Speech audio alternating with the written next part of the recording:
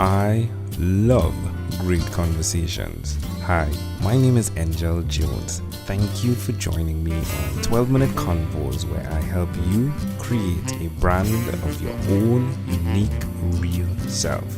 Listen in as I have conversations with amazing people from all over the world. Good night, Lisa Faulkner. How are you going on this wonderful, beautiful night? I am very well. Thank you for asking. And yourself? I'm excellent, my friend. I'm excellent. Excellent as can be.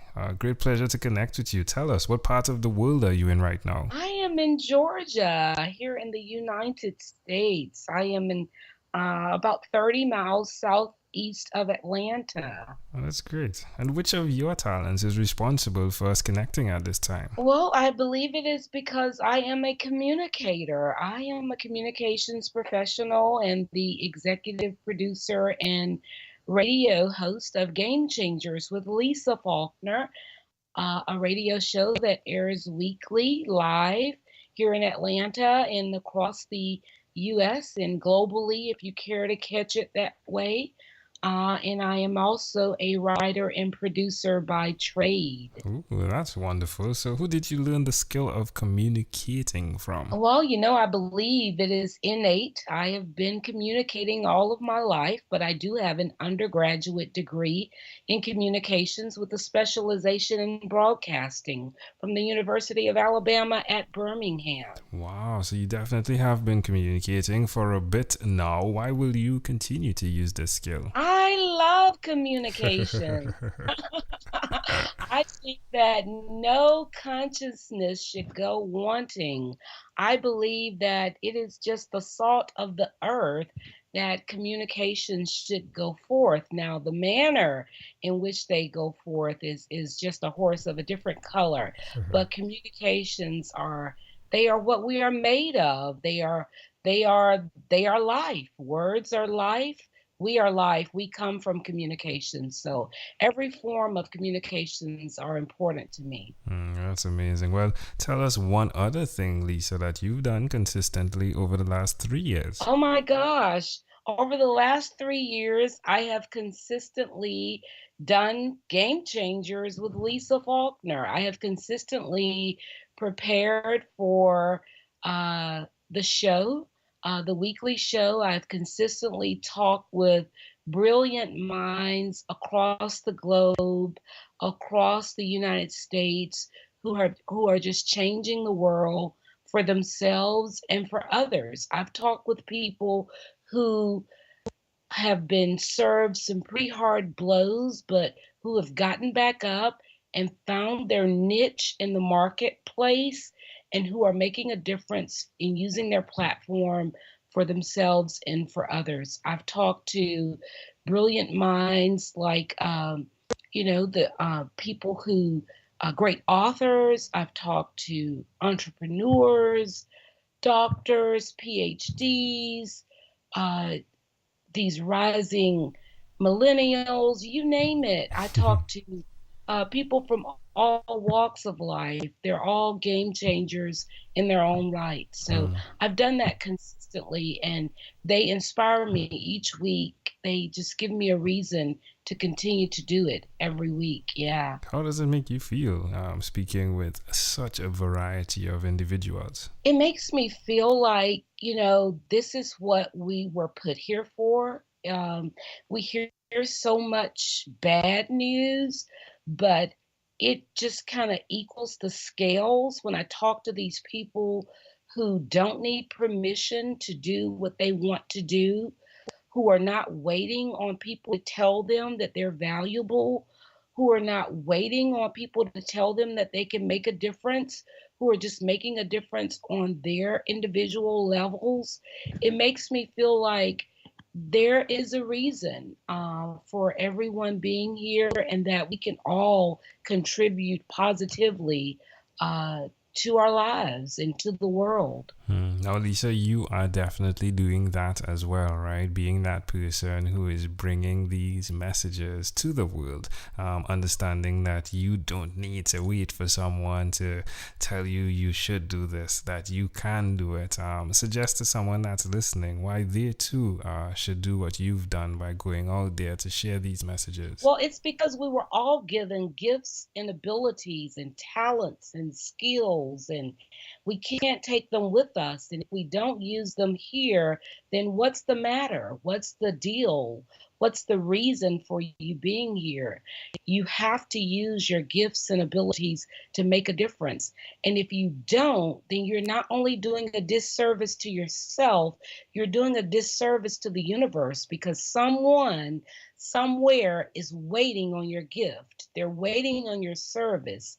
They're waiting on what you have to impart into their life, even if it's just an encouraging word, or even if it's something that you have to share with them, tangible or not tangible. Someone is waiting on your gift. Someone is waiting on your skill.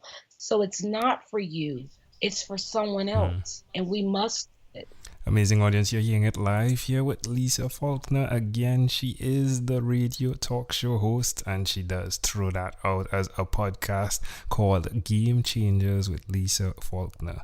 Lisa, let's switch gears for a moment now, and let me invite you into my time machine that is surrounded with beautiful, warm, blue Caribbean water. Lisa, what is your earliest childhood memory? Wow.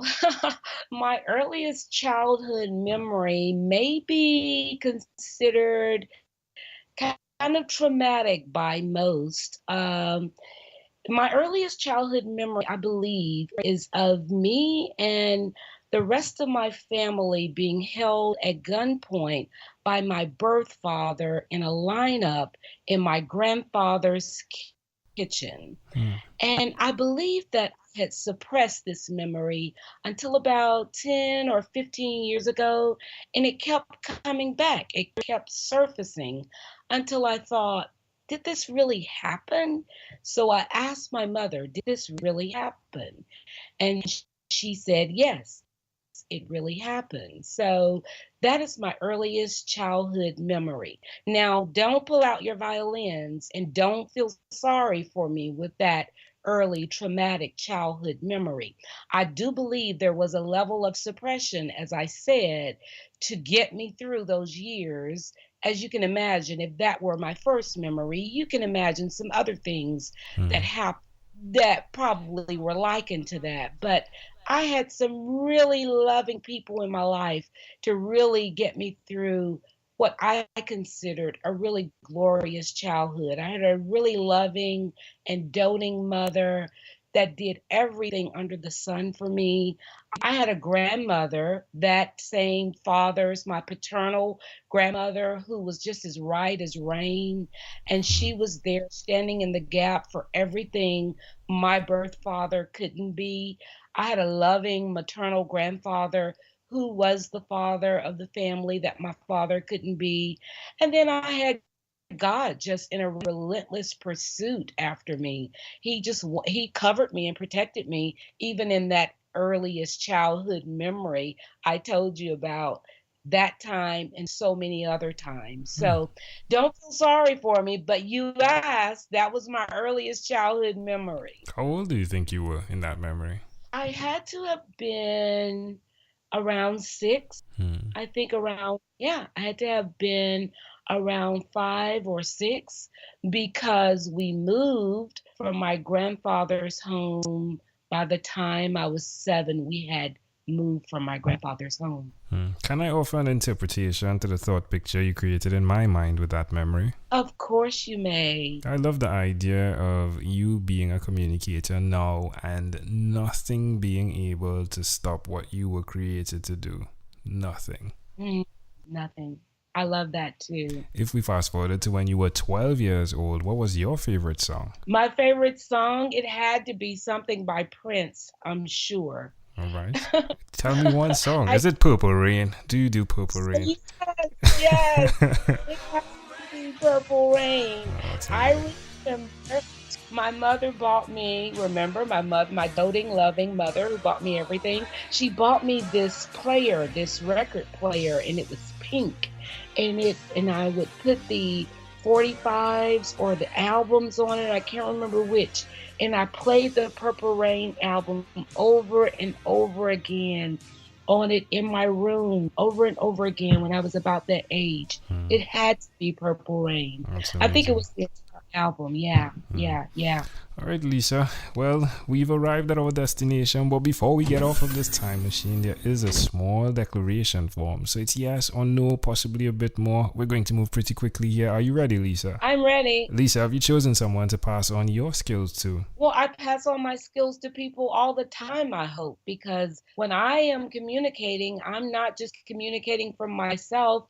I'm teaching you how to communicate, I hope. So I'm doing it every day, and I am a senior producer. I am an executive producer. So I'm passing it on to people that I work with. And one of the best things that one of the coordinators who worked alongside me said to me, Lisa, not only do you want to do well, but I can tell that you want others to do well. So I'm passing on my skills all the time. Are you married? No, I've never been married. Okay. Do you have children? No, I've never been married. Okay. Do you believe in God? I do. God believes in me. How could I not? Do you have an inner circle of friends? I do have an inner circle of friends. Do you watch TV for more than 3 hours a day? More than 3 hours? I doubt it. I try, but I normally fall asleep on it after Lisa, if you had to share with us. Oh, wait. What about screen time? The phone and the computer. Is it more than 8 or less than 8 hours a day? Oh, it's more than 8. Yeah, right, I'm in front of. Yeah.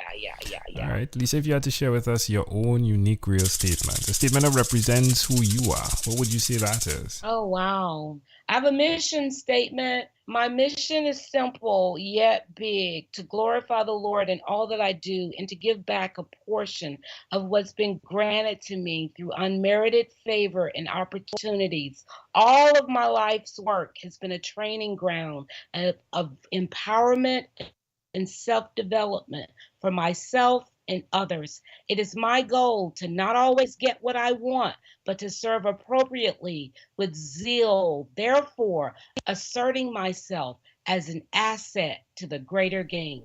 Wow, that was beautiful. Wow.